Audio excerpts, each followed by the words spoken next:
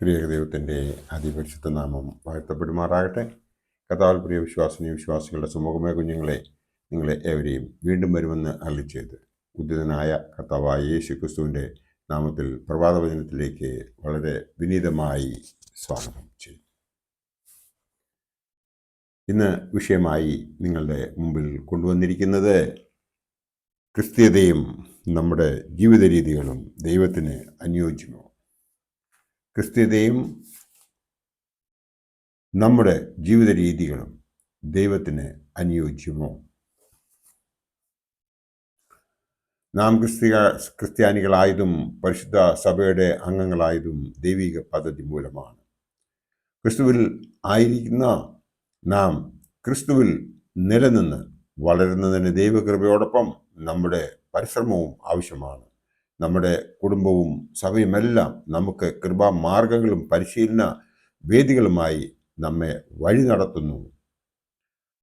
നമ്മുടെ ക്രിസ്ത്യാനിത്വത്തിൻ്റെ അടിസ്ഥാനം പരിശുദ്ധ സഭയിൽ നമ്മുടെ സ്ഥാനം വിശുദ്ധ കൂദാശകളിലൂടെയും ദൈവവചന ധ്യാനത്തിലൂടെയും പ്രാർത്ഥന, നോമ്പ്, പ്രവാസങ്ങളിലൂടെയും മനോഗുണ പ്രവൃത്തികളിലൂടെയും നാം നയിക്കുന്ന ക്രിസ്തീയ ജീവിതം എന്നിവയെക്കുറിച്ച് നാം ശരിയായി വിചിന്തനം ചെയ്യണം. വിശുദ്ധ കൂദാശകൾ സംബന്ധിച്ചുള്ള സാമ്പ്രദായിക വീക്ഷണവും ഇതര മതങ്ങളുമായി ബന്ധപ്പെട്ടിട്ടുള്ള കാഴ്ചപ്പാടുകളും സാമൂഹിക വീക്ഷണങ്ങളുമെല്ലാം നമ്മിൽ സ്വാധീനം ചെലുത്തുന്നു. ക്രിസ്ത്യാനികളായ നമുക്ക് നസറേയനായ യേശു ക്രിസ്തുവുമായുള്ള ബന്ധം എന്താണ് എന്നും എങ്ങനെയായിരിക്കണമെന്നും പുനർവിചിന്തനം ചെയ്യേണ്ടതായ കാലത്താണ് നാം ഓരോരുത്തരും ഇപ്പോൾ ജീവിച്ചിരിക്കുന്നത്. ക്രിസ്തു വിശ്വാസത്തിൽ നമ്മെ ഉറപ്പിക്കുന്നതിലും ക്രിസ്തുവിൽ നമ്മെ നിലനിർത്തുന്നതിലും വിശുദ്ധ വേദപുസ്തകം വലിയ പങ്ക് വഹിക്കുന്നു.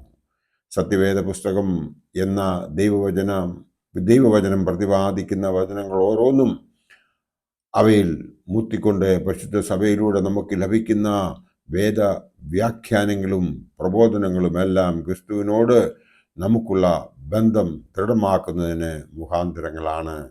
നമ്മുടെ ജീവിത സാഹചര്യങ്ങളോടും നമ്മുടെ കാലഘട്ടം ഉയർത്തുന്ന ചോദ്യങ്ങളോടും വെല്ലുവിളികളോടും നമുക്കുള്ള ശരിയായ പ്രതികരണം എന്തായിരിക്കണം എന്നത് ദൈവത്തിൻ്റെ പരിശുദ്ധാത്മ വ്യാപാരത്താലുള്ള ദൈവവചന മനനത്തിലൂടെയും ധ്യാനത്തിലൂടെയും നാം കണ്ടെത്തണം.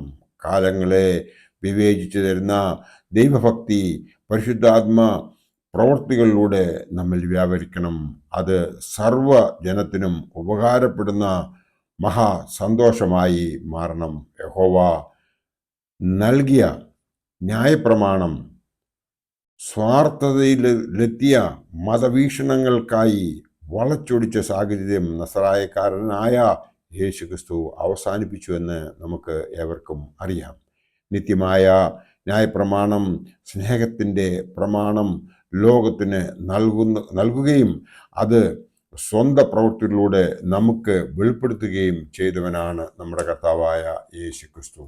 അത് നാം മനസ്സിലാക്കി അവനിലേക്ക് നാം തിരിയുകയും നമ്മുടെ ജീവിതം അവൻ്റെ പേർക്ക് മാറ്റിവെക്കുകയും ചെയ്യുന്ന എങ്കിൽ ദൈവം നമ്മളെ എല്ലാവരെയും അനുഗ്രഹിക്കും എന്നതിന് രണ്ട് അഭിപ്രായം ഉണ്ടാകുകയില്ല.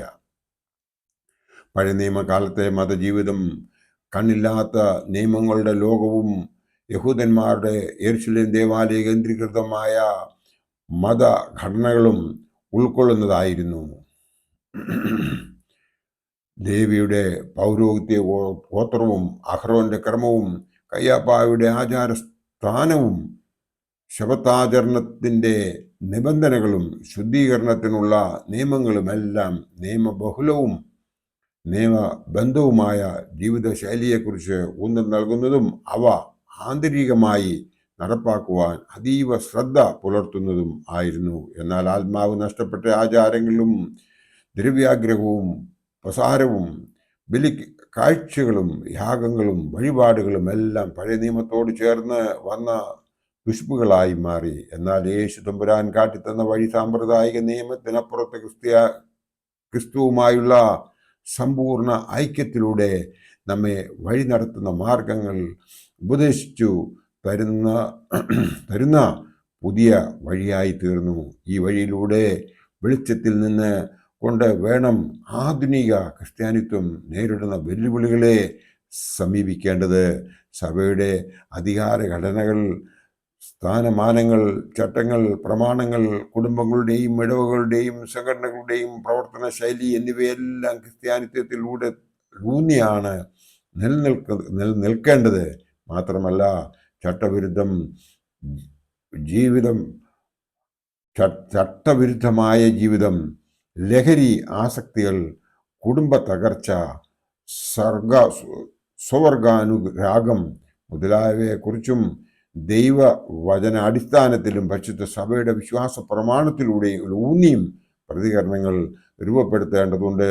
ക്രൈസ്തവ സഭയുടെ ചരിത്രം പരിശോധിച്ചാൽ കലാകാലങ്ങളിലെ പ്രകാരം യോഗ്യമായ പ്രതികരണങ്ങൾ നിർവഹിക്കുവാൻ സഭ ദൈവാത്മാവിൽ പ്രാപ്തി നേടിയിരുന്നു എന്ന് നമുക്ക് കാണുവാൻ സാധിക്കും.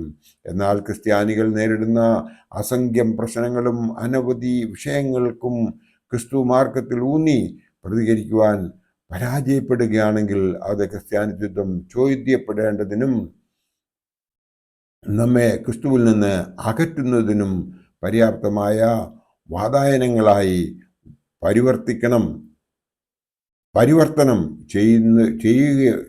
ചെയ്യപ്പെടുകയാണ് എന്ന സത്യം നമ്മൾ വിസ്മരിക്കാതെ ദൈവം നമുക്ക് കാണിച്ചു തന്നതായ ആ പാതയിലൂടെ മാത്രം സഞ്ചരിച്ചുകൊണ്ട് നാം ഓരോരുത്തരും നമ്മെ തന്നെ ഒന്ന് തിരുത്തിക്കൊണ്ട് ഇപ്പോഴത്തെ ആ കാലിയില്ല ജീവിതം നമ്മൾ നയിക്കാതെ ദൈവത്തിലേക്ക് നമ്മുടെ പിതാക്കന്മാർ നമ്മെ കാണിച്ചു തന്നതായ വഴിയിലൂടെ സഞ്ചരിച്ച് നാം നമ്മളെ തന്നെ തിരുത്തുന്നില്ല എങ്കിൽ ആ സോദോം ഗൊമോറയിലുണ്ടായ അവസ്ഥയെ കഴിഞ്ഞും വലിയ കഷ്ടങ്ങളായിരിക്കും നാം ഓരോരുത്തരും അനുഭവിക്കുവാൻ പോകുന്നത്. അങ്ങനെ സംഭവിക്കാതിരിക്കണമെന്നുണ്ടെങ്കിൽ നാം ഓരോരുത്തരും ദൈവത്തിൻ്റെ മക്കളായി തീരണം. അതിനായി വിശുദ്ധ കുർബാനയിൽ സംബന്ധിക്കുകയും കുർബാന അനുഭവിക്കുകയും കുദാശകൾ സ്വീകരിക്കുകയും അതോടൊപ്പം സൽപ്രവൃത്തികൾ ചെയ്തു കൊണ്ടിരിക്കുകയും ഇടപെടാതെ പ്രാർത്ഥിക്കുകയും എപ്പോഴും സന്തോഷിക്കുകയും ചെയ്തുകൊണ്ടിരുന്നില്ല എങ്കിൽ നാം നമ്മളുടെ ക്രിസ്ത്യാനിയാണെന്ന് പറയുന്നതിൽ യാതൊരു അർത്ഥവുമില്ല എന്നും അതിൻ്റെ പ്രത്യാഘാതങ്ങൾ വളരെ മോശമാണെന്നും നമുക്ക് മനസ്സിലാക്കുവാൻ സാധിക്കും. അതിനായിട്ട് ലൂക്കോസ് ശാസ്ത്രവിശേഷം 10-ാം അധ്യായം 27 പറയുന്നത് പോലെ നിന്റെ ദൈവമായ കർത്താവിനെ നീ പൂർണ്ണ ഹൃദയത്തോടും പൂർണ്ണ ആത്മാവോടും പൂർണ്ണ ശക്തിയോടും കൂടി സ്നേഹിക്കുകയും നിന്നെപ്പോലെ തന്നെ നിന്റെ അയൽക്കാരനെ നിന്റെ കൂട്ടുകാരനെ സ്നേഹിക്കുകയും ചെയ്യണമെന്ന് പറഞ്ഞിരിക്കുന്നതായ ആ ഭാഗം നമ്മൾ ശിരസാവഹിച്ചുകൊണ്ട് നാം നമ്മുടെ ജീവിതത്തെ തിരുത്തേണ്ടതായ സമയത്താണ് നാം ഓരോരുത്തരും ജീവിക്കുന്നത് എന്ന് മാത്രം ഈ അവസരത്തിൽ ഓർപ്പിച്ചുകൊണ്ട് ക്രിസ്തീയതയും നമ്മുടെ ജീവിത രീതികളും ദൈവത്തിന് അനുയോജ്യമാണോ എന്ന് ഒരിക്കൽ കൂടി നാം വിചിന്തനം ചെയ്ത് നാം നമ്മെ തന്നെ തിരുത്തേണ്ട സമയത്താണ് നാം ജീവിക്കുന്നത് എന്ന് മാത്രം ഓർപ്പിച്ചുകൊണ്ട് എൻ്റെ വാക്കുകൾ ഇവിടെ ഉപസംഹരിക്കട്ടെ. ദൈവം നമ്മളെ എല്ലാവരെയും അനുഗ്രഹിക്കട്ടെ. നന്ദി, നമസ്കാരം.